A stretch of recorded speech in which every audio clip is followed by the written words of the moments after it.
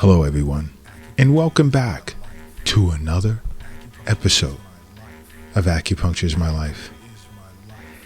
Now, in this episode, I want to change things up a bit. And I want to discuss healthy foods, changes that are best to be made to your diet.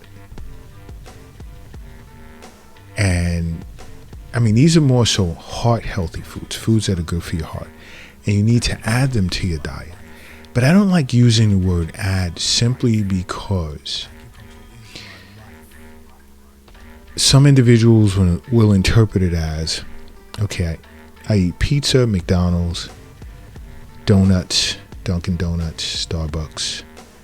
So if he said to add this type of herbal tea or whatever to my diet, I'll just add it to it. No, you really have to eliminate processed foods altogether. And I know, this goes over many individuals' heads because a healthy heart to them is not their number one priority simply because it beats consciously and unconsciously. So they're like, yeah, it'll be okay. But understand something. Heart disease is the leading cause of death globally. Okay? Leading cause of death globally. So you really want to keep your heart in the best shape possible. And there's lifestyle changes, of course, that you're going to have to make to do that. And the first change you're going to have to make is you're going to have to see an acupuncturist. That's number one. Then you're going to make adjustments to your diet. But your acupuncturist will sit with you and discuss this. And everyone will look at it, oh yeah, reduce my salt intake. It's not just that. And then it's also, what type of salt are you eating? Are you eating sea salt? Are you eating pink Himalayan salt? Those are good salts. Okay? So it's all about knowing what you eat and also activity. Are you getting enough exercise? Are you reducing the amount of time in which you're sitting around, watching television, playing video games, sitting on your phone, and so forth and so on? Yeah. But at the same time, right, there are certain foods, various types of foods that are great for your heart. And from an acupuncturist perspective, we recommend these foods a lot to a lot of our patients. The unfortunate part is, for instance, many individuals aren't eating enough fish or vegetables or whole grains and fruits. And so you have to add these. Add and subtract. Vegetables for pizza. Fruits for McDonald's or whatever other type of fast food, junk food you may be eating. It's a trade-off, a healthy one at that. Like, let's just take, for instance, salmon, wild salmon. It has to be wild. It can't be farmed. You can broil it, you can grill it, you can bake it. But wild salmon is, let's say, rich in omega-3 fatty acids, which improve metabolic markers for heart disease. It has high levels of selenium, which is an antioxidant that tends to boost cardiovascular protection. And I recommend salmon a lot to my patients because it benefits what? What's my favorite area on the body? Bam, you got it. The middle jowl, or as some would recognize as the gut. Because the two major organs to an acupuncturist that's responsible for all postnatal chi and blood developed, well, blood and chi developed after birth, is the spleen and stomach. And some will say, well, the spleen recycles red blood cells and this and that and that. Yeah. Western medical terms. But to an acupuncturist, the spleen is sort of synonymous and its functions to that of the pancreas. So this is why you may hear acupuncturists discuss the importance of the spleen as well as the stomach. Two major organs that represent the middle jiao and the functions of the middle jiao. Why do I recommend this wild salmon to my patients? Because wild salmon is known for enriching qi and blood. I also recommend sardines to my patients as well because it's loaded again with omega-3s in the form of fish oil, which increases good cholesterol in the body, and it reduces a person's risk of sudden heart attacks, especially if you've experienced previous heart attacks. But you want to try and get fresh sardines, like from your local fish market or whatever. Canned ones will contain high salt content. So you want to be extra careful with that. Another is liver. I love chopped liver. That's just me. I know many of you are making these faces right now like, yo, are you serious? Liver? Yeah. Because liver contains fats that are good for a person's heart.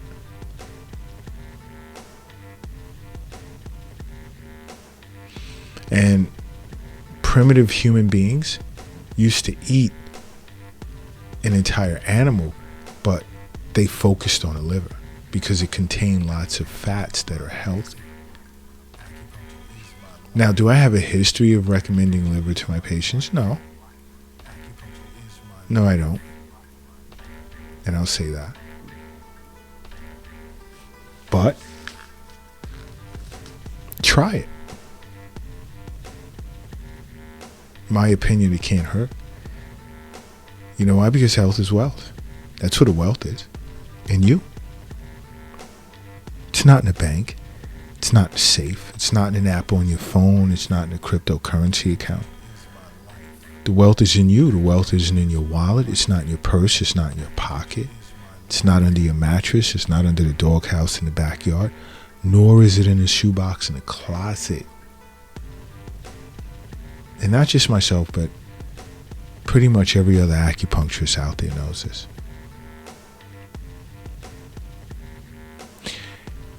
Now, other foods that'll be great for you, which will make a great snack, one is almonds.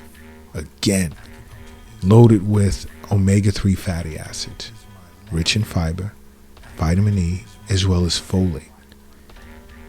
And all three of these tend to promote a healthy heart. And guess what? Walnuts are also high in polyunsaturated fats.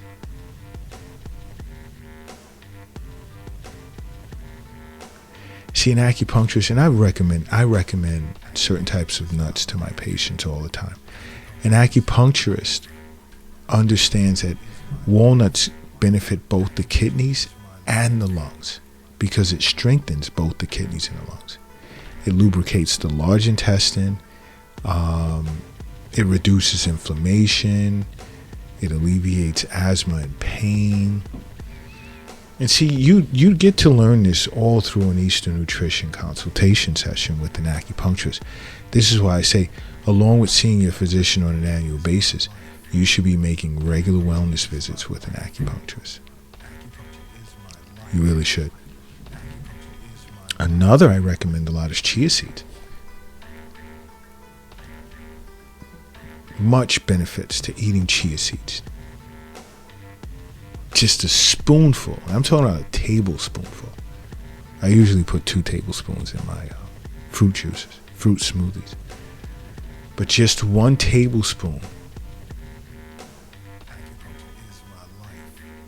of this plant-based omega-3 powerhouse contains 60 calories and it can help reduce bad cholesterol and plaque buildup. You see, as an acupuncturist, I understand that Chia seeds benefit the liver and the kidneys. It's moistening.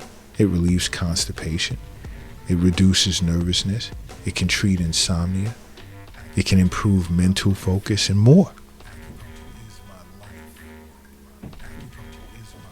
Think about that. From those little seeds, look at the benefit. Another is oatmeal.